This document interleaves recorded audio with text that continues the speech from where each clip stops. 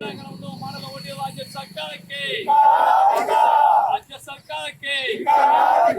ನಾಲ್ವಡಿ ಕೃಷ್ಣರಾಜ ಸ್ಥಾಪಿಸಿರುವ ಕೆಎಸ್ಐಸಿಯಲ್ಲಿ cricket stadium ಅನ್ನು ಮಾಡಲು ಹೊರಟಿರುವ ರಾಜ್ಯ ಸರ್ಕಾರಕ್ಕೆ ರಾಜ್ಯ ಸರ್ಕಾರದ ಅವೈಜ್ಞಾನಿಕ ತೀರ್ಮಾನಕ್ಕೆ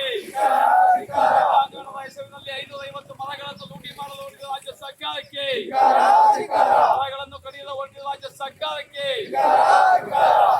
ಹೆಸರಲ್ಲಿ ಮರಗಳನ್ನು ಹೋಮ ಮಾಡಲು ಹೊರಟಿರುವ ರಾಜ್ಯ ಸರ್ಕಾರಕ್ಕೆ ಬೇಕು ಎಲ್ಲಿಯವರೆಗೆ ಹೋರಾಟ?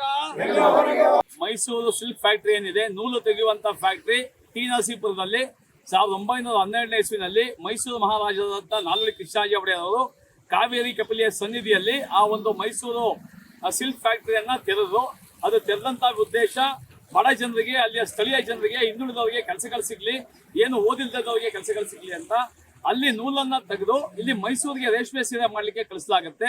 ಈಗಾಗಲೇ ರೇಷ್ಮೆ ಸೀರೆಗಳಿಗೆ ಬಹಳ ಬೇಡಿಕೆ ಇದೆ, ಮೈಸೂರು ರೇಷ್ಮೆ ಸೀರೆಗಳಿಗೆ ಬಹಳ ಬೇಡಿಕೆ ಇದೆ, ರಾಜ್ಯಾದ್ಯಂತ ದೇಶಾದ್ಯಂತ ಬೇಡಿಕೆ ಇದೆ.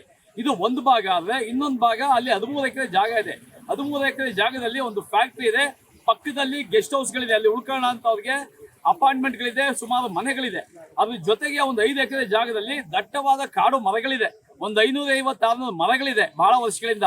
ಆ ಮರಗಳಿರೋದ್ರಿಂದ ಅಲ್ಲೇನಾಗುತ್ತೆ, ಇವರು ಚನ್ನಪಟ್ಟಣ, ರಾಮನಗರ, ಬೇರೆ ಕಡೆಯಿಂದ ಬಂದಂತ ರೇಷ್ಮೆ ಹುಳುಗಳನ್ನ ಅಲ್ಲಿ ಬೇಯಿಸ್ತವೆ. ಅದು ಬೇಯಿಸಿದಾಗ ಬಹಳ ವಾಸನೆ ಗಬ್ಬನ ಆರುತ್ತೆ. ಅಲ್ಲಿ ಒಂದು 560 ಮರಗಳಿರೋದ್ರಿಂದ ಆ ಮರಗಳ ವಾಸನೆಯನ್ನೆಲ್ಲ ಹಿಡ್ಕೊಂಡು ಆ ಊರಲ್ಲಿ ಯಾವುದೇ ರೀತಿ ವಾಸನೆ ಬರದಂಗೆ ತಡೆಗಟ್ಟಿದೆ.